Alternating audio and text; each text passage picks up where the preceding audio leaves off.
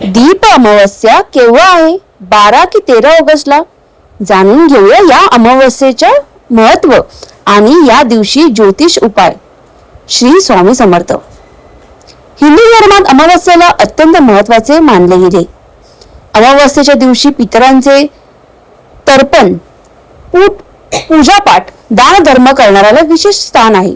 प्रत्येक महिन्यात अमावस्या तिथी येते आणि आषाढ महिन्यात येणाऱ्या अमावस्येला दीप अमावस्या असे म्हणतात. श्रावण सुरू होण्यापूर्वी ही अमावस्या येते. या अमावस्येला दीपदान करण्याची पद्धत आहे. तसेच काही ज्योतिष उपाय देखील केल्याने जीवनामध्ये सुख समृद्धी येते व पितृदोष नाहीसा होतो असे मानतात. पाहूया दीप अमावस्या केव्हा आहे ती. तर श्रावण सुरू होण्याआधी आषाढीची सांगता दीप अमावस्येने होते.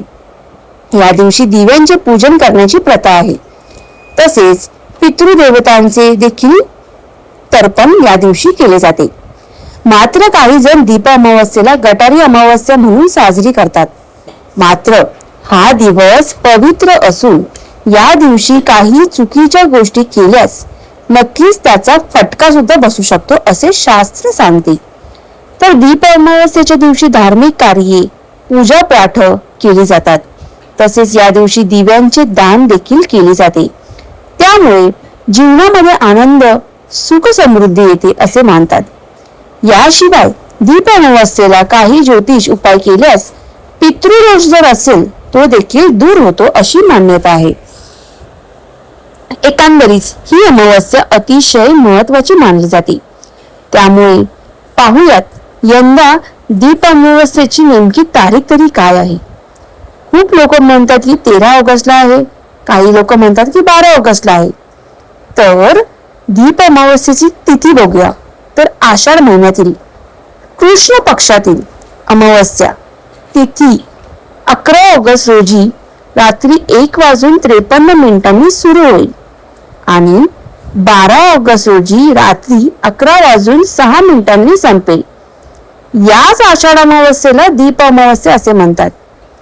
त्यामुळे दीप अमावस्या यंदा 12 ऑगस्ट म्हणजेच बुधवारी रोजी आहे. तर यावेळी आपल्याला पितृकर्माशी संबंधित कामे 12 ऑगस्ट रोजीच करायची आहेत. याच दिवशी नदीमध्ये स्नान आणि दान करणे देखील शुभ राहील. तर मित्रांनो, दीप अमावस्येचे महत्व. तर दीप अमावस्येचे महत्व काय आहे, त्याने काय होते आपल्या आयुष्यात. तर आषाढ महिन्यातील अमावस्येला दीप अमावस्या असे म्हणतात. तर या अमावस्येला गटारी अमावस्या असे देखील म्हटले जाते. तर हा दिवस पितृपूजनासाठी महत्वाचा मानला जातो. या दिवशी घरातील पितरांचे तर्पण केले जाते. पितरांच्या आत्मशांतीसाठी पूजा विधी केल्या जातात. तसेच पितृपूजन करताना नैवेद्य दाखवला जातो. काही चूक झाली असेल तर आपल्या पितरांची या दिवशी माफी मागितली जाते. नद्यांमध्ये स्नान करण्याचे सुद्धा या दिवशी अतिशय विशेष महत्व आहे. पण आपण जर बॉम्बे साईडला असेल, मुंबई साईडला असेल तर हे शक्य होत नाही. तर आपल्याला दिवा नदीमध्ये किंवा तलाव असेल त्याच्यामध्ये आपण दान करू शकतो. तर आता आपण बघायचं दीप अमावस्येला उपाय काय करायचा आहे.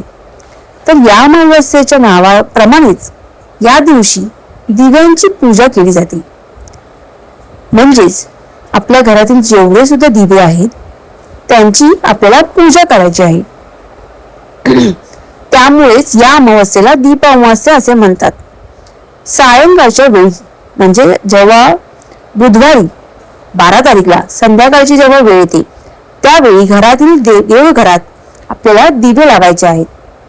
सर्वात प्रथम दिवे लख्ख करून घ्यावेत. मग त्यात तेल किंवा तूप घालून दिव्यांची छान आरास करावी.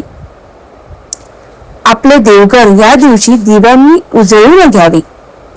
दिव्यांभोवती रांगोळी काढावी. दिव्यांना अक्षता, फुलं, हळद, कुंकू वाहून त्यांची पूजा करायची आहे.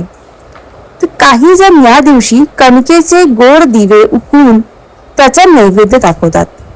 आपल्याला पद्धतीनुसार या दिवशी दिव्यांची पूजा घरात करावी.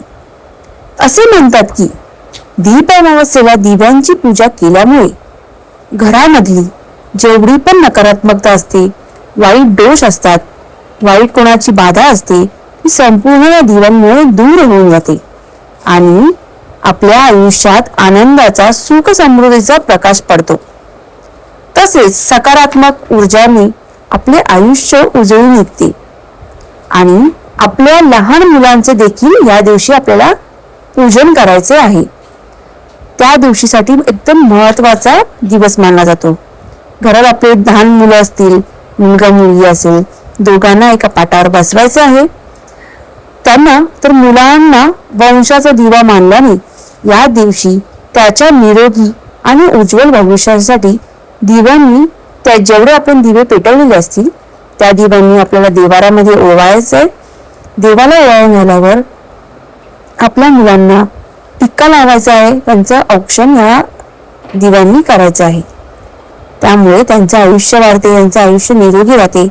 2 मुलं असतील तर दोन्ही मुलांना ओवाळायचे.